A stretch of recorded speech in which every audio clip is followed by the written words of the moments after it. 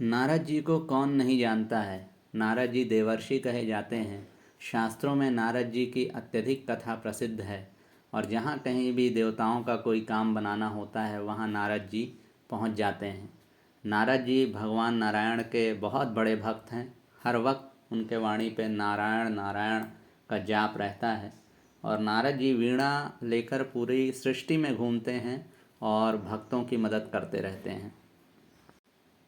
लेकिन क्या आप नारद जी के जन्म की कथा और पूर्व जन्म की कथा जानते हैं? नारद जी के पूर्व जन्म की कथा अत्यधिक रोचक है और जानने लायक है। श्रीमद् भागवत महापुराण के प्रथम स्कंद में नारद जी के पूर्व जन्म की कथा आती है और यह सभी को जानना चाहिए। यह इतनी रोचक कथा है जिसके बारे में कुछ भी नहीं कहा जा सकता। इस कथा से पता चलता है कि कैसे शूद्र कुल में जन्म लिया एक बालक अपनी भगवत भक्ति और संत सेवा से इतने उच्च पद पर चला गया और नारद जी बन गया। श्रीमद् भागवत महापुराण के प्रथम स्कंध में नारद जी अपने पूर्व जन्म की कथा सुनाते हुए महर्षि वेद व्यास जी को बताते हैं कि पूर्व जन्म में वो और उनकी माता, जो कि एक दासी थी, संत महात्माओं के आश्रम में रहते थे और वहाँ उनकी माँ संत महात्माओं की सेवा करती थीं। संत महात्मा ईश्वर की निर्मल कथा का गान करते थे। वहाँ पर उनकी माता और नारद जी दोनों ही उन कथाओं को सुना करते थे, संतों की सेवा करते थे और सारे पुण्य कर्मों में वो शामिल हुआ करते थे। इस तरह से नारद जी का जीवन चल रहा था। उस वक्त नारद जी की आयु केवल 5 वर्ष की थी और दोनों माँ और बेटा संतों के आश्रम में भगवान की भक्ति का लाभ लेते हुए बड़े आराम से जीवन यापन कर रहे थे। इन दोनों ही लोगों का जीवन बड़े ही सुखपूर्वक भगवत भजन में बीत रहा था।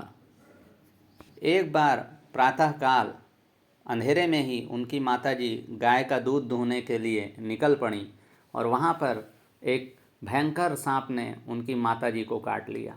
इससे नारद जी की माताजी की मृत्यु हो गई और नारद जी अकेले हो गए। इसके बाद नारद जी ने सोचा कि यह भगवान की ही कोई इच्छा है कि मेरी माता को सांप के जहर से उनकी मृत्यु हो गई। और नारद जी ने सोचा कि चलो कोई बात नहीं, उसको भगवान की इच्छा मानकर उन्होंने स्वीकार कर लिया। और उसके बाद वो उस ब्राह्मणों के बस्ती से निकल करके दूर चले गए और जो भी उन्होंने वहाँ रहते हुए संतों से महात्माओं से सीखा था उसी को सोचते विचारते वो आगे आगे आगे जाते जा रहे थे। और इस तरह से जाते जाते कई घने वनों को, दुर्गम पहाड़ों को, नदियों को उन्होंने पार कर लिया। कहने का अर्थ ये है कि वो उस ब्राह्मण बस्ती से बहुत ही दूर चले गए, बहुत आगे निकल गए और वहाँ जाकर वो जाते जाते जाते एक बहुत मनोरम जगह थी, एक पीपल के पेड़ के नीचे वो बैठ गए। वहाँ बैठने के उपरांत नारद जी ने बिल्कुल संतों महात्माओं से जो जो बातें सुनी थीं, भगवान की जो जो कथा सुनी थी, भगवान के जिस स्वरूप के बारे में सुना था, उस स्वरूप का उन्होंने हृदय से ध्यान करना शुरू कर दिया।